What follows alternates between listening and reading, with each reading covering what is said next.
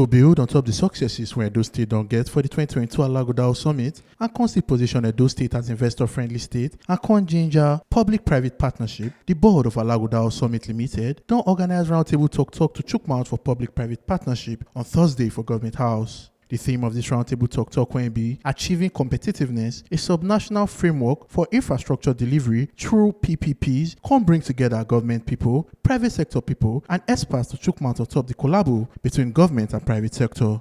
Secretary to Edo State Government Ogbonge Esquire, when he comes to be director for the ALAGHODARO board and can welcome everybody when he come on behalf of the chairman for ALAGHODARO, said this administration through public-private partnership don't transform infrastructure for the state. He talks to address the challenges where public-private partnership they face, Ogbonge legal framework was there to guide the way forward. Over the last 6 years of this administration,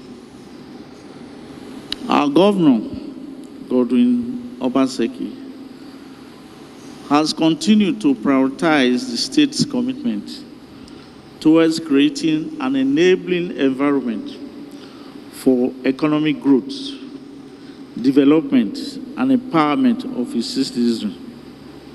Much of the gains achieved have been in partnership with the private sector. The administration has continued to leverage on public-private partnership in transforming the state to a preeminent infrastructure investment destination. For our guests, at a time, this government was referred to as MOU government. When we were going for the re-election, our opponents were campaigning that we have nothing to show. All we had was just MOU agreements. But today, that is now history. The function of this roundtable discussion stems from the offshoot of the 2022 ALAGHODARO Investment Summit, where major investors and captains of industries in the nation were present and identified infrastructural development as a key pillar in driving subnational competitiveness through PPP. Many of you will recall that before the ALAGHODARO summit that we had in Benin, there was an investment summit that we had about 2 weeks before the main summit in Lagos, wherein we invited investors and many of our partners to sit with us and guide us as to how to move forward in our investment drive. So far as a state, we are focused on building a pipeline of bankable and sociable advantageous PPP projects for public good. There is therefore no better time than now to define in clear terms the adoption of a strong legal and institutional framework that takes into cognizance our idiosyncrasies and addresses our peculiar challenges witnessed over the years. After 6 years, I believe we should be able to sit down now, look back at our challenges, our experience, and be able to pull something together that will guide us on the way forward. Jobson Owalefo, who is the representative of the DG of Infrastructure Concession Regulatory Commission, and Honorable Henry Okwarobo, who is the majority leader for Edo State House of Assembly, constitute mount on top of the importance of PPP. In view of the prevailing huge infrastructure deficit in our country, in the midst of dwindling revenue available to the government for public service infrastructure delivery, we all know that a major problem facing our economy today is the lack of adequate infrastructure to drive economic growth, especially in manufacturing and service delivery sectors. It is a common knowledge that the government alone cannot afford to provide the financing necessary to bring our infrastructure stock to the level that it needs to be in order to stimulate much needed economic growth. It was in response to this national issue that the federal government of Nigeria, with clear foresight, enacted the Infrastructure Concession Regulatory Commission Establishment Act 2005. This act, in addition to establishing the ICRC, provides the necessary regulatory framework for public-private partnerships in Nigeria to enable private sector participation in the development and operations of critical infrastructure, which was hitherto the obligation of the government to provide.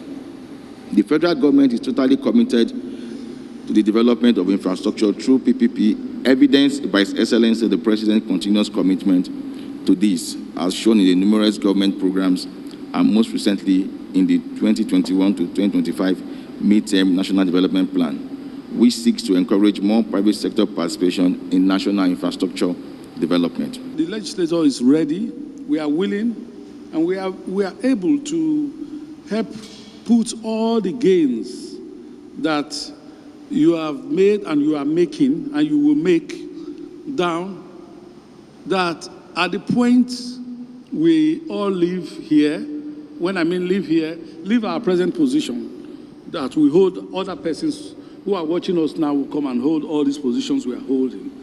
We will know that everything that have been done under ALAGHODARO and this government is put down in the laws of Edo State. Dimeji Salaudeen, when be the first speaker, and Ake Ajibola chook mouth to top the different matter when go help the development of PPP for Edo State. The private sector is not charity.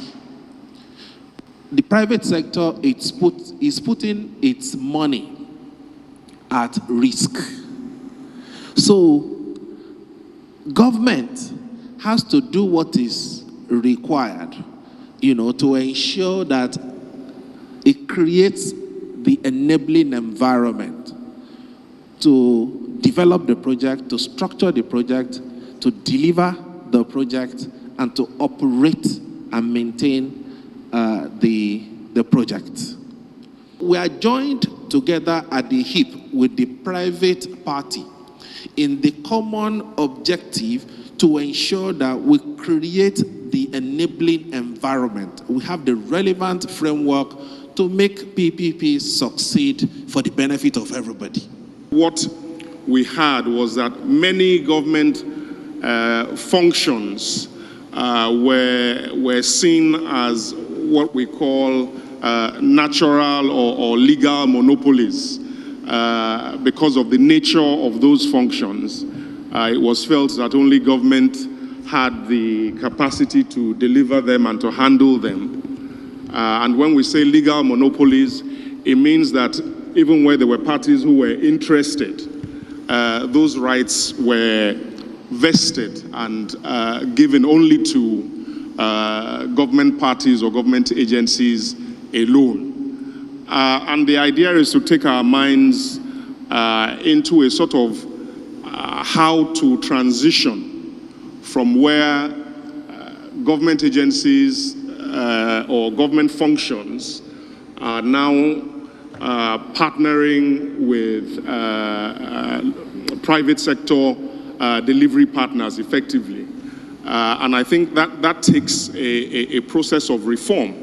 And that reform usually is what necessitates the review of laws, review of regulations, policies, and practices.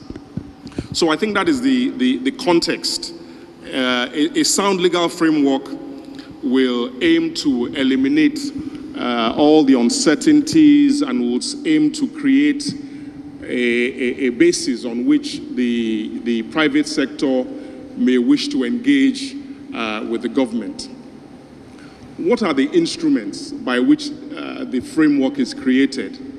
As was said earlier, you would have government policy, which is basically articulating your direction. And I'm happy to say that part of the policy that has found its way into the law includes the requirement for a master plan, an infrastructure master plan effectively, with the mandate that it must be gazetted. That is to protect the sanctity of those projects into the future. So tomorrow, it may very well be none of you at those seats, and it may very well be some of you, but at least the projects that you have birthed and you have worked on will survive into subsequent governments. So you have policy, you have legislations, and then mostly for PPPs, they are governed by the contractual arrangements. if you ask yourself which legislations will cover your typical PPP, you will have the PPP law of the state. You will have the legislations that establish the agencies that may be already providing the service or in which the assets, the government assets, are vested.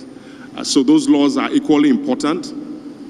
Then you will have various sectoral laws depending on the area of endeavor. And then there are other laws that are of general application that are applicable to PPPs. So tax laws, both federal and state tax laws, environmental laws, the Companies and Allied Matters Act, very importantly, the Land Use Act, because that is a very essential component of many PPPs. Isoke Omo, Commissioner for Physical Planning, Housing, Urban and Regional Development, Kelvin Uwagbi, when Oga Patakpata for Edo State Investment Promotion Office, and Honorable Henry Okwarobu, when Majority Leader, Edo State House of Assembly, Konchuk Mat for the importance of this roundtable talk. Following ALAGHODARO, it was clear that we continued with the theme and start looking at practical solutions to our issues in Edo State. And we've agreed that the budget of the state is insufficient to meet the infrastructural needs. You are aware that we already have a socio-economic development plan, and we are actually at the moment developing the physical master plans. And within the physical master plans, today you've heard that the infrastructure master plan is key to any development, to investment, to attract the right investment. So the PPP arrangements we are looking at is across the infrastructure spectrum, whether it is power, which is very key, whether it is roads, whether it is water, whether it is, even when you start going to sectors, when we want to do health at a large scale, we will need those supports. So we need it across the spectrum, but we also are not mindful of the fact that there are particular areas we want to channel development to. You know about the new town, you know about agric, you know about health. So those ones we also take priority across the infrastructure. So we're going to do it, and we want it statewide, so that way we also reduce the rural-urban drifts. This is now one outcome we come out for the ALAGHODARO what we do for November 11th, 2022 of this year. To see, say, investors where they want to come Edo State, they get a guide, a document where they want involved with government and say, maybe we shake hand as in government and the what do they call private sector companies. If they want to do any kind of investment for the state with government now, say they go get a sort of law where they guide them to make sure, say, in any time where they want to do, they're not going to be disagreement or they're not going to be confusion. So now the conversation and the talk, now we come here, go and talk. Why they bring me come here as a lawmaker? We say government go pass law to make sure, say, that law help the thing where both government and the investor one can do for Benin and Edo, and the law go give enabling environment. Now we say the law give opportunity, make both government and these people take work together. Omo Aluke at Jakaye, TMC TV News. Make una remember, say your PVC na be your power. No sell and give any politician an election day.